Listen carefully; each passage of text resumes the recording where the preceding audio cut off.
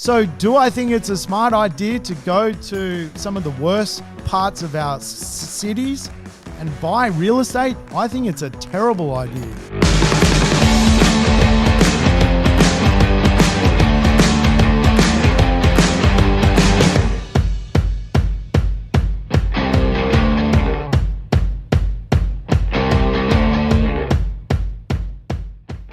Welcome to the Urban Property Investor. I'm your host, Sam Saggers, here to help you crack the code of real estate wealth.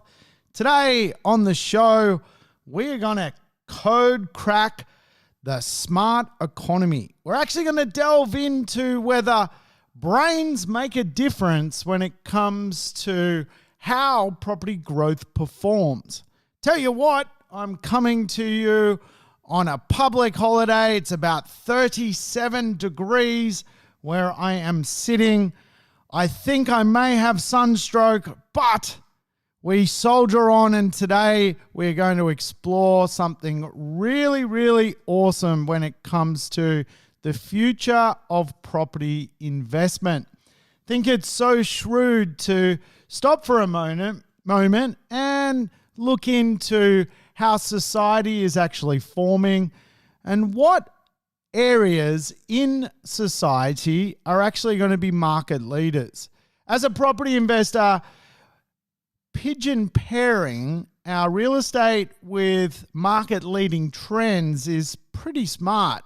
The jobs of tomorrow are not the jobs of today. So just perhaps when you think about what I'm going to talk about today, it will give you a little bit of an insight into potentially investing in a certain area or in a certain property type so that you can bulletproof your property investment for 2030. Now, think about where we were, for example, in 2004. You were probably, if you were alive then, you probably had a phone, and I guarantee you it was probably a Nokia. You were cruising around with a Nokia. It was probably a little flip phone, and the most you could probably do with that phone is call someone or text or play Snake on your phone. You couldn't really do much with it, but I think when we all had our Nokia phone back in 2004, we probably, if someone told us today we can literally do our job, our office is our phone, we can do FaceTime, we can do so much with our phone, we wouldn't have believed people. See, change is happening at a blistering pace across society, and we only have to remember a decade and a half ago how simplistic life actually was. When I started in real estate, to communicate with people, it was the telephone or you wrote them a letter. And today, the idea of just writing a letter to someone seems so archaic. In fact, if you do a handwritten note today, it's kind of seen as going over and above the norm, and of course is considered a rather polite gesture. So what will 2030 have in store for us, and why is it important for you as a property investor to heed what I'm saying? Who cares about 2030? I'm here in 2020 and I want to make some money from real estate. Well, sadly, it won't work like that. We have to actually pigeon pair what we buy today, where we buy today, with the economy of tomorrow. Where the hell are all the jobs going? Today in coronavirus, we are seeing jobs across planet Earth being shredded like never before. In America, there is 30 million people unemployed. 1 in 5 persons is unemployed. Here in Australia, you will walk past every 10th person, and sadly, they're not going to have a job. In fact, it could even escalate a little bit higher than that. So when the economy rebounds, and the government's doing everything they can to try and help a rebound of economics and jobs, we have to pull back the blanket and realize that many people actually may never get a job again in the economy we currently live in. Many people who are 55, 60, who have been laid off, probably is not even practical for them to go and start a new career again. Many Australians and Kiwis will go into early retirement if they're unlucky enough to be part of the economy which is being affected in the broader sense. So how will the evolving economy drive real estate decisions? How is the knowledge economy going to affect property investment? These are questions I have, and I've been studying the idea of investing in smart cities where smart people are for quite a long time. The future is a decentralized economy in Australia and New Zealand, the whole world. To understand the decentralized economy, you can look no further than, for example, Bitcoin. It's a currency which is a cryptocurrency which anyone in the world can use without using their central economy. I can give people work today in countries all over the world. We are really decentralizing. I have some great team members that I work with from Argentina, from the Philippines, and from the United States of America, all of whom are decentralized to their economy. In other words, we now have a global workforce, which again is reshaping how real estate communities actually could unfold. So I have designed a methodology or a system, a model, if you like. And the model of property investment I choose to teach people is very much driven by the basic human needs of people. In 1943, Abraham Maslow published a theory of human motivation, which went on to be called Maslow's hierarchy of needs. In a nutshell, it puts forward the theory that our basic human needs must be satisfied by 5 elements. Those primary needs include shelter and property, which of course everyone needs a roof over their head. And because of Maslow's hierarchy of needs of shelter, real estate is a great asset class, but it does run deeper than that. And I think to understand why we should be considering some further hierarchy of needs when it comes to being a property investor, and knowledge being one of them, is that Maslow was a pretty smart guy. The primary needs include shelter and property, employment and financial security, basic socializing and belonging, food and water, self-actualization, which is really the knowledge part, and finally health and well-being. Now, the model I've developed is live, work, play, mobility, knowledge, and wellness.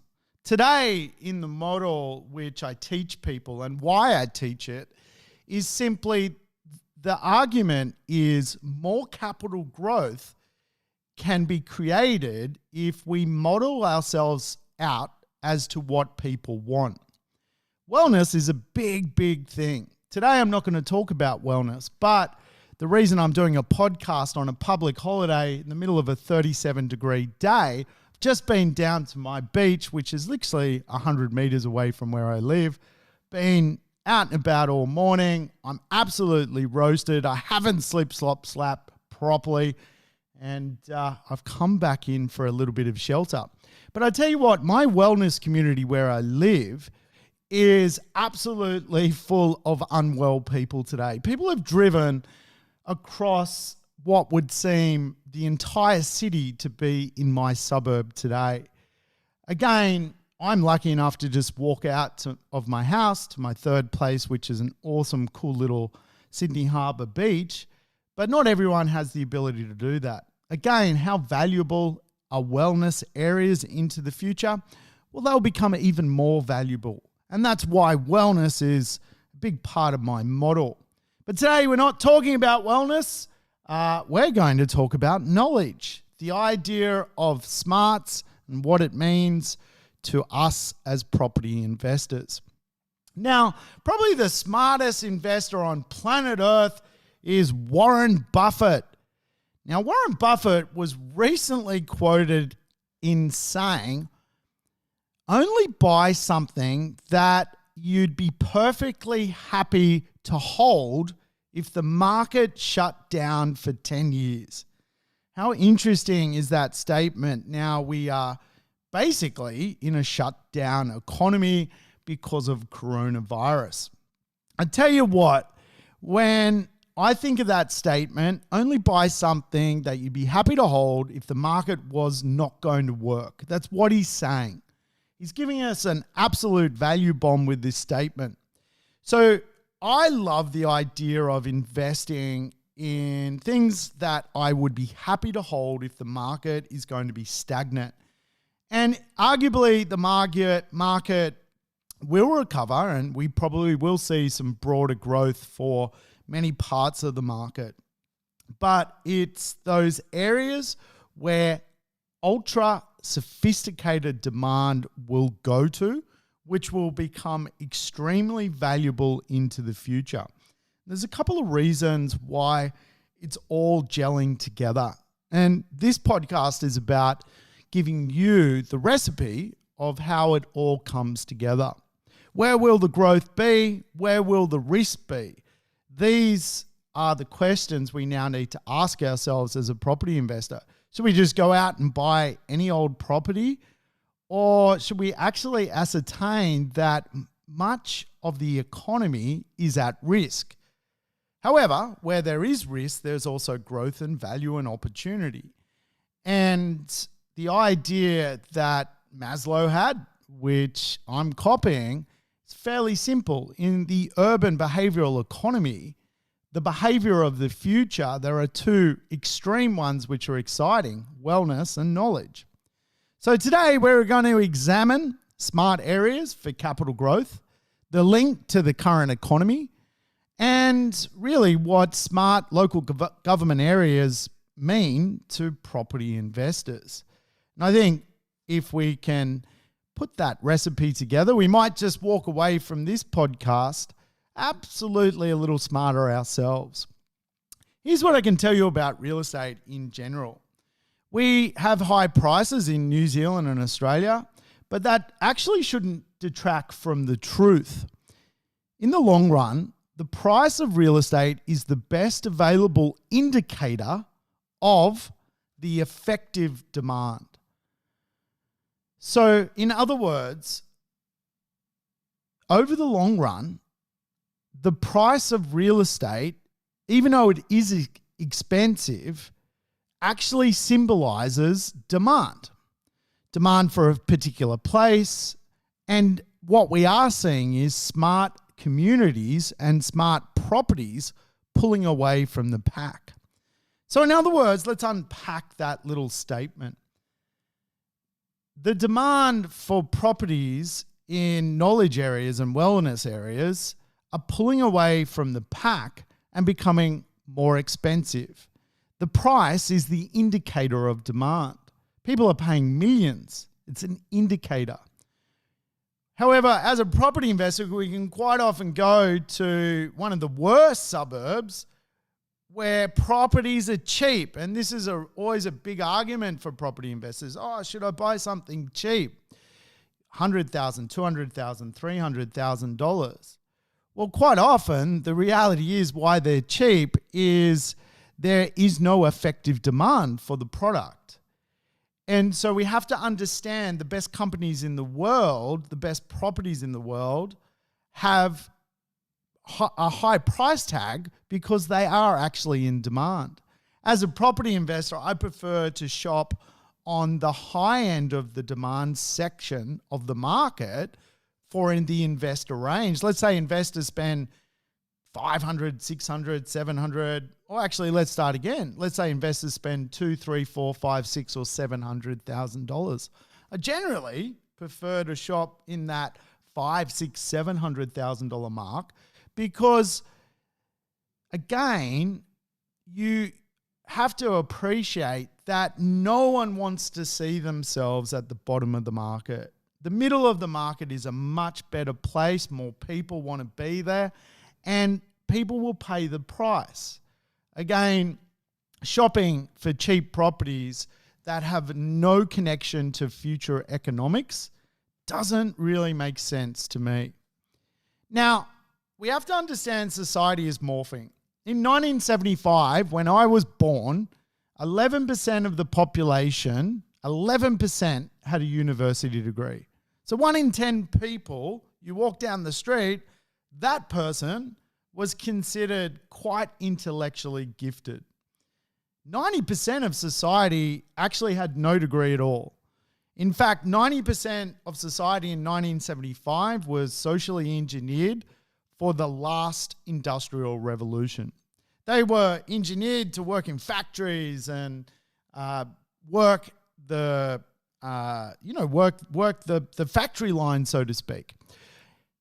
And of course, people got sick of that, right? They realized that, hang on, maybe I could learn something myself and maybe I could run the factory or I could automate the factory. So when I was born, getting a university degree was not needed. In fact, by the time I left school, really none of my friends still to today have a university degree. We were the class of 92, 93, I can't remember, but 92 I think it was. And none of my friends, like there were 10 of us that were really close in that era, and not one of us went on to have a university degree. It wasn't needed. You went straight from school into work and into some fairly good careers at the time. Over the last 4 decades, we've seen that completely switched on its head. 27% of society today has a university degree. And from Gen X, which is my generation, 1 in 4 people have a university degree. In 1975, when I was born, 1 in 10, okay? 1 in 10 in that 70s era. Generation Y, which is the millennials, they are now the big market. The millennials are the biggest market out there today. They make up more of society than anyone. The millennials are out and shopping. They're buying real estate. They're being given grants to get out there and buy something. Gen Y, 1 in 3. We went from 1 in 4 by Gen X to 1 in 3 by Gen Y. But here's the real kicker. The next generation, which is turning about 19 or 20 at the moment, Generation Z, 50% of that generation has now a university degree. They are educated and they are looking to live the educated lifestyle. Now, 100% if you're on Facebook, you probably watch Gary Vee, and Gary Vee is like, don't even get a university degree. You can run out and become do anything from Instagram and so forth. It's kind of true for many parts of the university world. I mean, particularly marketing, you're probably better off getting some street knowledge. But can you become a doctor by Instagram? No, of course not. Can you become could you cure coronavirus by being a social influencer? Probably not, right? So let's get real. Education, university degrees, they create smart people. And smart people, of course, can do amazing things for the world. Now, again, the argument is in your lifetime, you're going to see the evolution of people, probably not even yourself. Around you, your community is growing at a different pace, and what they want is arguably changing as well. Schools are no longer just a desk and a pencil. I mean, when I went to school, you literally had a pencil sharpener in the corner. You went over and you sharpened your pencil, came back and wrote out your paperwork. I mean, I'm a really beautiful writer. You should see my letter F. People always commenting on my letter F. They love the letter F, Sam's letter F. They're like, show me the F. It's a beautiful F. I have to show you one day. Today, people don't need the letter F. They don't type the letter F. And at schools, they're learning some pretty sophisticated things. They're learning things like robotics, engineering at a very, very young age. They're getting to play some amazing, amazing games, far superior to when I was a child. When I was a kid, it was, just British Bulldogs, and that was about it. You basically went out and got crushed in the yard, and that was school. If anything, you were jumping on a popper. We weren't intellects. We were little rat bags. Today, these kids, man, they're very, very, very smart. So we've got a smart generation coming through. We know that we are living in a very, very interruptive world. Let's face it. Donald Trump has coronavirus. That's how disruptive our world is. The big D is down with the big C. It's all going bonkers. So we have to assess risk. And a lot of property investors don't play the game of risk. Number one rule of real estate is to not lose money. So if the number one rule is to not lose money, wouldn't it make sense to actually stop and just think about this a little bit and go, well, am I buying in the right neighborhood? Am I buying the right type of property? Is cheap good? Does demand and prices actually mean something? The fact that people will pay more at an auction or for a suburb or for a certain type of property, does that actually mean it's in bigger and more significant demand? There are some questions you need to ask yourself. A smart city is a big, big buzzword at the moment. Around the globe, smart cities are being developed. And the idea of a smart city is a data city. Across the globe, there are data cities evolving. And data cities just work on the basis that we human beings are urbanizing cities faster than ever before. By the time I finish this podcast, 8,000 people would have moved to a city somewhere in the world. So with so much population impacting cities, to run a city, we need some sophisticated elements to make them work. Otherwise, we just don't sustainably link our urbanization and population boom to the environment. So things like data is run by a central system. Things like, for example, traffic lights.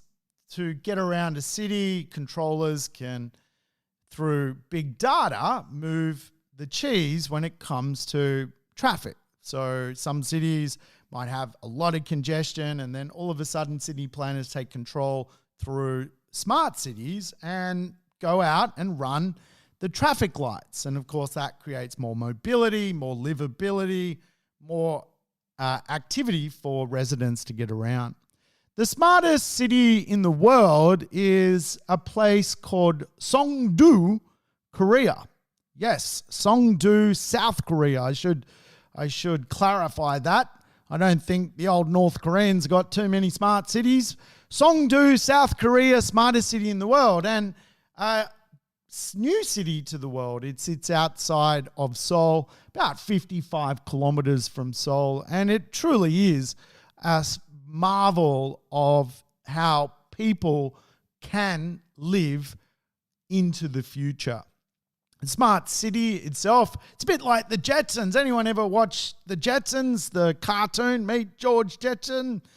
Probably if you're 40 or something, you remember the Jetsons.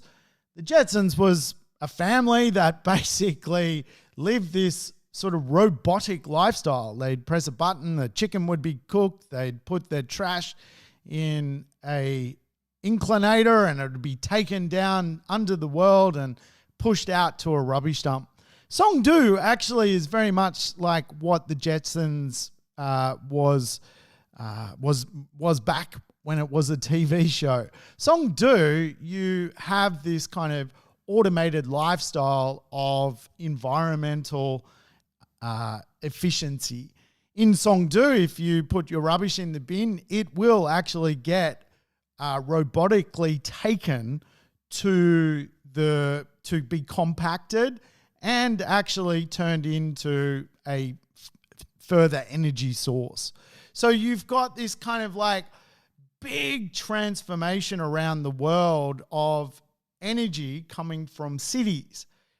If we could live in Sydney or Brisbane or Melbourne and what we did created energy, that would be considered fairly smart when it comes to the idea of just being an amazing place to live. The other argument of smart cities is smart by virtue of people. San Francisco is arguably one of the smartest cities in the world. If you look at the university degrees in San Francisco, 43% of people that live in San Francisco actually have a university degree. That is much higher than any other part of the USA. In fact, you can go to New York City and we are at 35%. San Francisco is the knowledge center of the world. It really is one of the smartest cities of the world by virtue of having smart citizens. And the correlation of real estate prices in San Francisco and smart citizens is exponential. To own real estate in San Francisco, you need a fair bit of dough now to play the game. And again, just more demand, higher prices, and of course, smarter people with higher paying jobs. That is really the idea of a smart location. And I'm a big believer in investing in smart locations. If you had bought in San Francisco before all the smart residents arrived, you would have made an absolute monumental amount of money. Before Apple came, before Microsoft came, before Google came to Silicon Valley, you obviously had fairly good real estate prices. And of course, then the tech booms came. And today the tech companies run the world.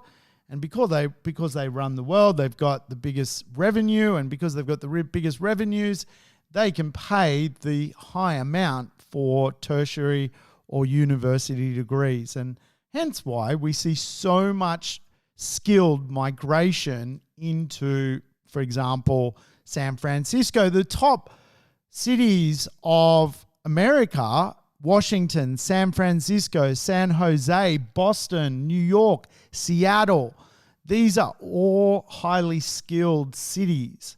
And where you find skill, you find a correlation of property values increasing. So we want to be a property investor who gets property values that increase.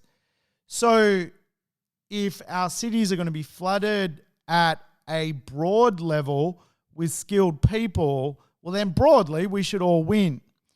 But here in Australia and New Zealand, it's not really going like that. We're finding that smaller areas are being clustered with smarter people, and those smaller areas in our cities are becoming even more and more expensive.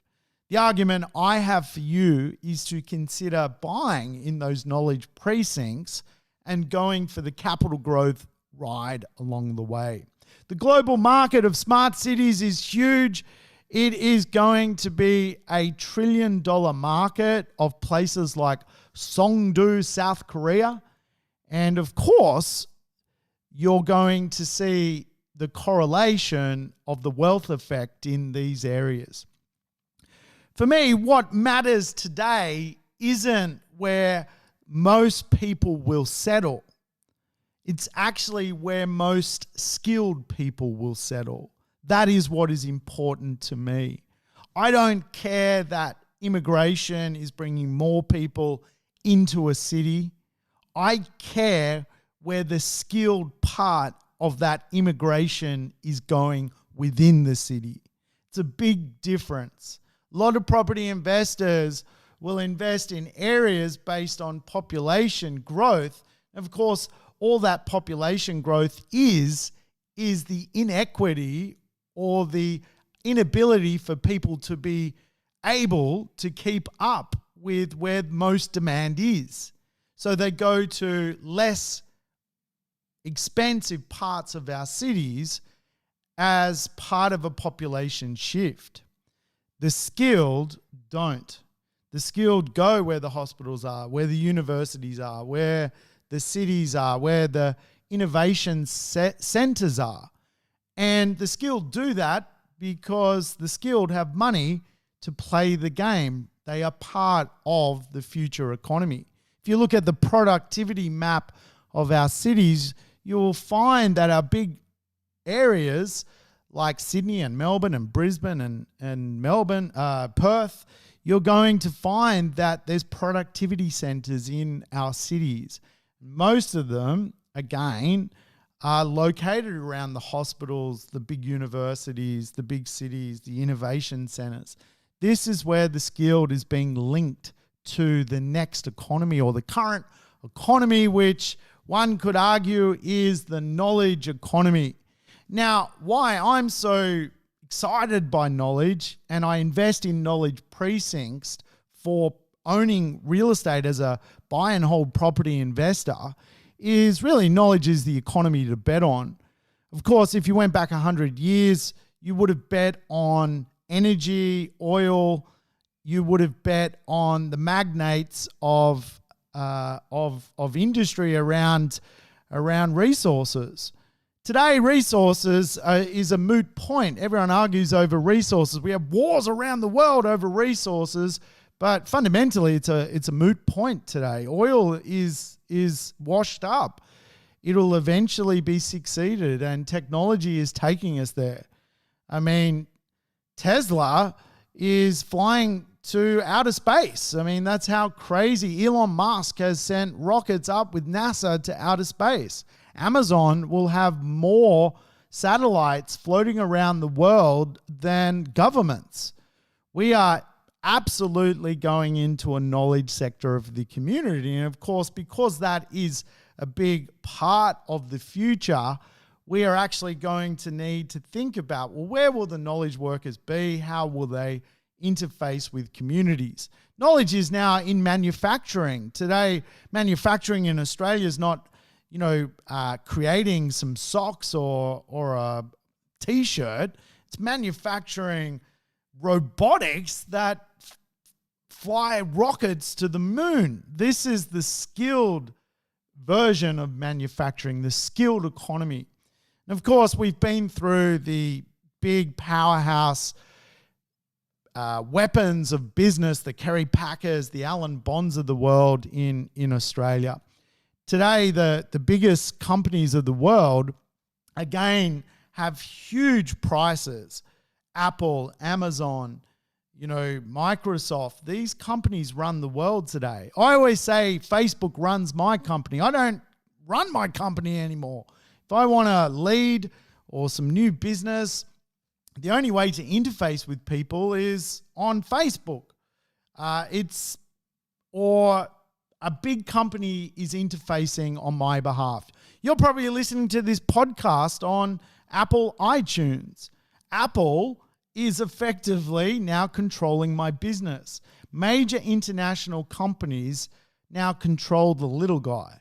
And the little guy is really pounding the pavement for those big companies.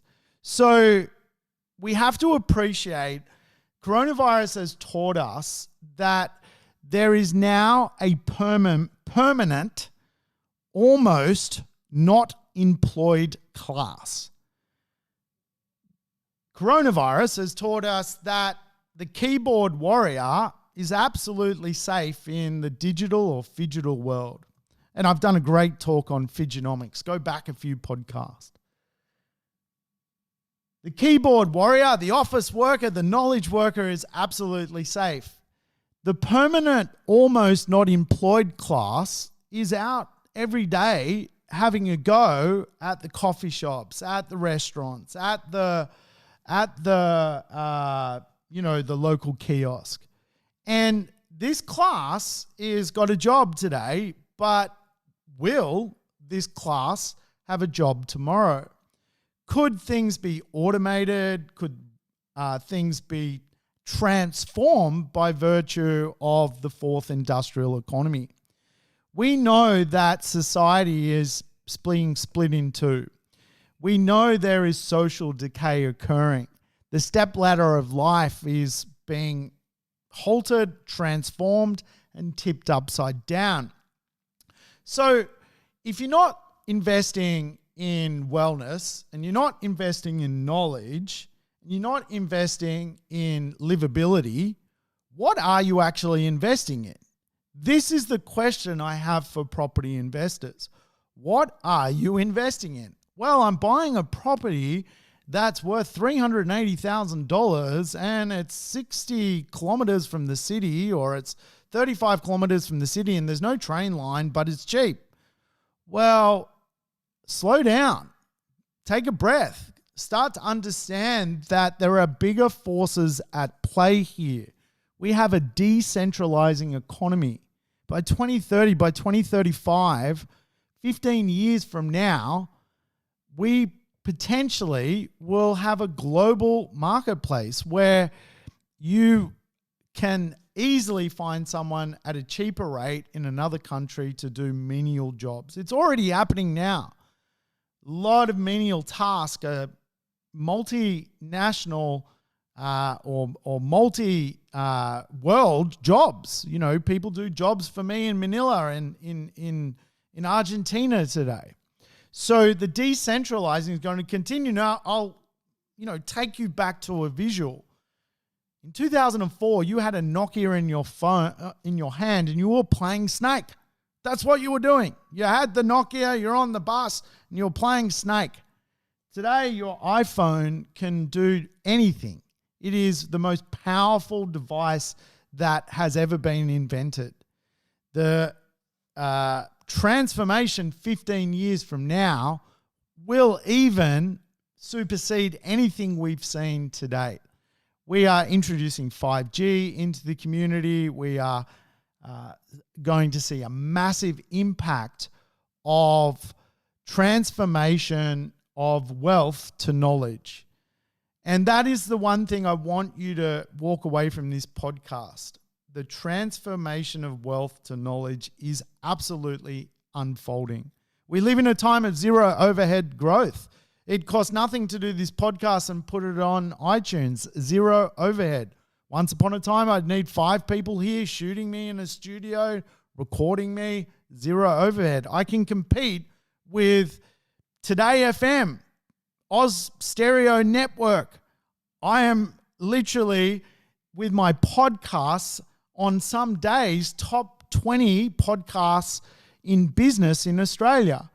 I am competing with the establishment that have big wages, big overheads. They have to pay radio hosts. They have to pay rent.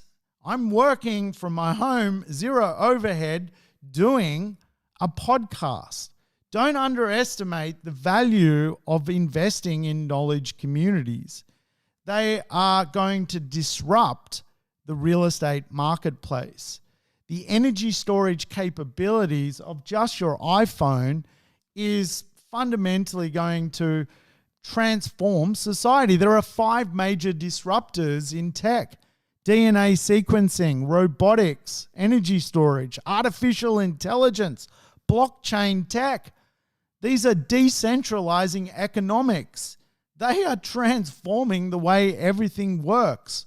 So do I think it's a smart idea to go to some of the worst parts of our cities and buy real estate? I think it's a terrible idea.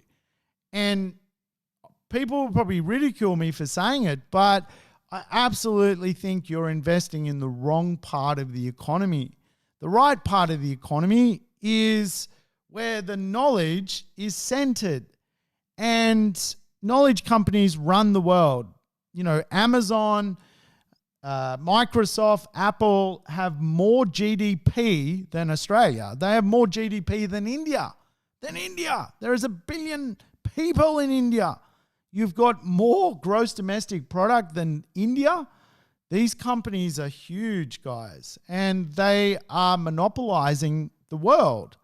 You will, in the future, get a Google home loan. You will get an Amazon credit card. Google has applied for a banking license. And it's no wonder why, because they have all the data. They can see all of your particulars. They can quite easily determine your spending habits and, of course, give you money because they've got all the money. You have to think smart. Remember what Warren Buffett said, if the market was to stop for 10 years, what real estate would you hold? Well, I'll tell you what I'm not holding is real estate where the inequality of society is being affected the most. Why? Because where are all the jobs for that part of society going to be?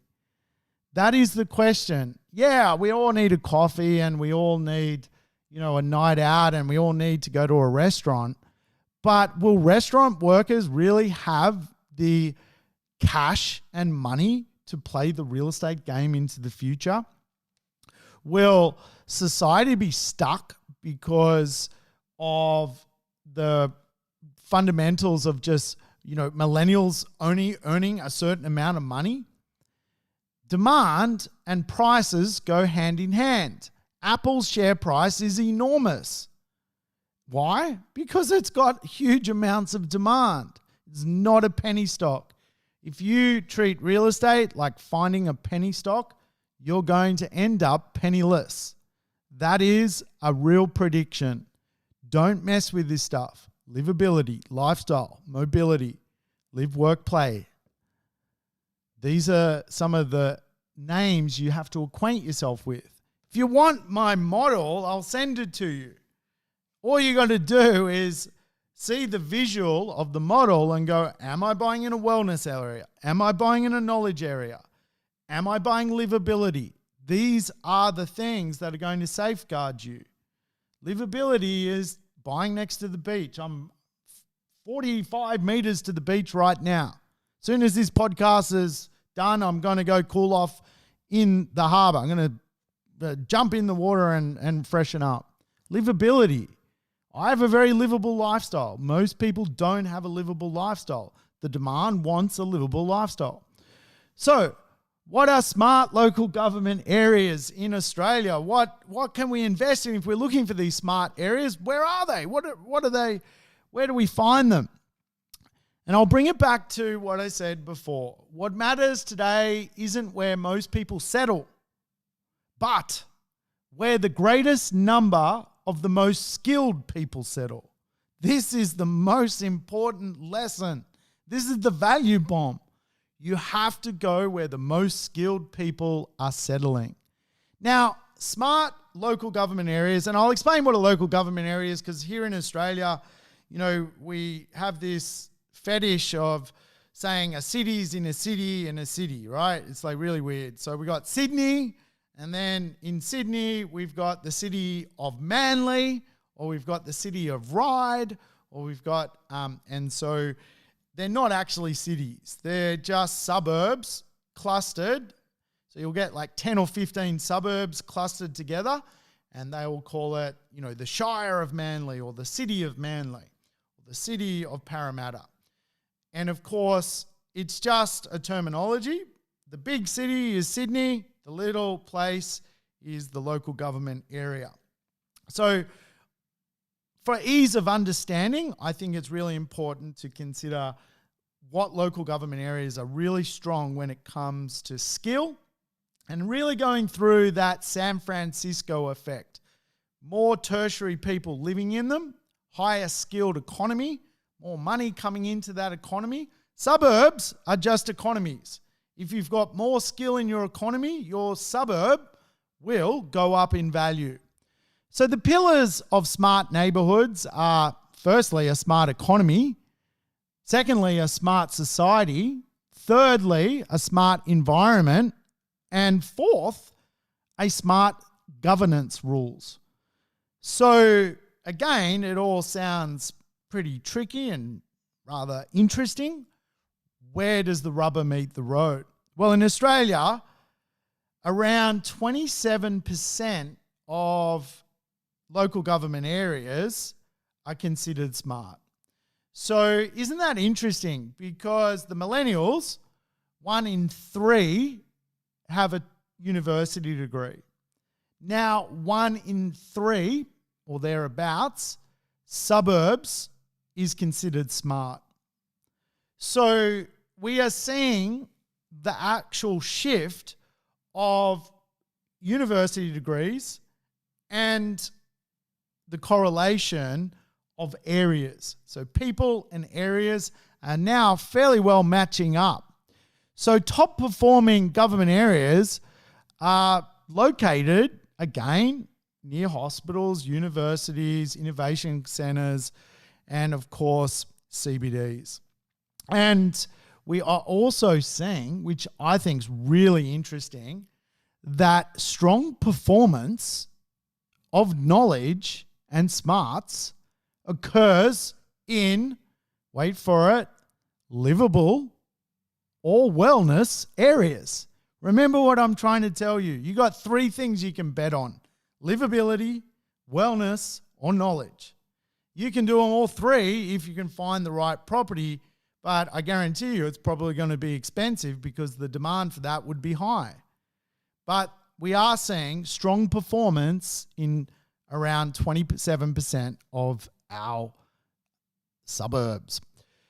So, smart suburbs have a smart economy, smart transport, smart environment, smart living, smart government, smart people, smart healthcare, smart buildings, smart energy, smart society, and many also have smart homes. So, here's a big tip. When you think about real estate, quite often we think about it the wrong way. We think about it as the prospective future rather than the resilience of loss. For me, I am all about betting on the resilience of loss rather than the hope of a penny stock becoming Apple. The resilience is betting on Apple. Remember, live, work, play, mobility, wellness, knowledge are part of my urban behavioral economy model. I can easily show you how it works. When we track smart cities, we also note that there are some pretty gun pockets. Now, I've invested in smart cities, and when I say smart cities, there I go again, smart suburbs, because obviously Parramatta's in Sydney. You can invest in Parramatta and it's a city, but it's actually a suburb. Bit confusing. So I've invested in smart suburbs or smart local government areas. In fact, I've invested heavily in one of the smartest local government areas in Melbourne. That area is the city of Yarra. It's an innovation city. The city of Yarra has suburbs like Fitzroy, Richmond, Cremorne, Abbotsford, Carlton. They are gun suburbs, but they are also part of a really interesting city. That local government area is poised to, again, create more jobs in innovation. Walt Disney operates a business there. Tesla operates a business there. A lot of the tech companies operate businesses in the local government area of Yarra. So it is an innovation cluster. In other words, innovative companies position themselves next to each other in this local government area. So I bought there and settled a property 2019, I think early 19. And by the start of 2020, I'd made around 100,000. Now, the rest of Melbourne hadn't necessarily gone up by around $100,000 or about I think it was about 15% in value. But the smart area of this precinct had. So again, I think we're starting to see the splitting of the atom here, that smart areas will get further and better capital growth because, again, more university degrees, higher wages, more growth in wages, the ability for people to pay more for what is in demand. No one is rushing out to the boonies to buy a property because it's not in demand. No one wants the 1960s apartment 25 kilometers from the city because it's not in demand. People are even avoiding many knockdown properties in middle suburbia because they're no longer in demand. All of a sudden, where people can live local, and if they are living local to innovation areas, smart precincts, they will spend on real estate. The smartest precinct, according to studies, the smart city studies here in Australia, North Sydney, Willoughby, Mossman. I mean, have you driven through Mossman lately? You can tell this is a smart neighborhood. There is a lot of money in that particular neighborhood, a lot of wealth. Now, the correlation, of course, is Mossman is a tricky one, right? Mossman Sydney is expensive. We want to find an emerging Mossman Sydney so that we can create some wealth from it. So places that bring people together, diverse talent, accelerate the economic evolution of people. And innovation or smart neighborhoods do this. So for me, I am investing in the top 100 smart neighborhoods. I'm doing it for a reason. I think they will perform well in the economy of tomorrow, into the economy of the future. So check them out. Maybe they're for you, maybe they're not. But I can assure you, society is going to be split, and you don't want to be betting on the almost not having a job part of the marketplace.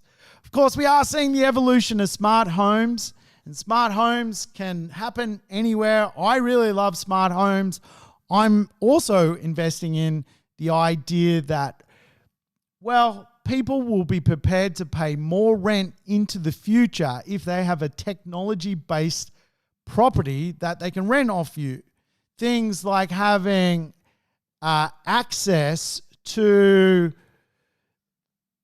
electric car charging, things like having home automation. These are all elements which are starting to reframe society. So I tell you what, guys, I hope you've enjoyed the podcast. I hope I get to speak to you soon and talk more about property. I'm going to duck down to the beach and have a bit of a swim, cool down from the podcast. Tell you what, it's about 300 degrees where I'm sitting. I feel like I'm baking in an oven. I'm like a chicken baking. But I've enjoyed the show. Hey, until next time, Sam Saggers signing off. Thanks for tuning in to the Urban Property Investor. To never miss an episode, make sure you subscribe to the podcast on your favorite app or on YouTube. And I would love it if you could give the show a rating and share it with your friends and family. In between episodes, you can always keep in touch with me by connecting on social media over Facebook, Instagram, or LinkedIn. Until we meet again on the next episode of the Urban Property Investor, take care and bye for now.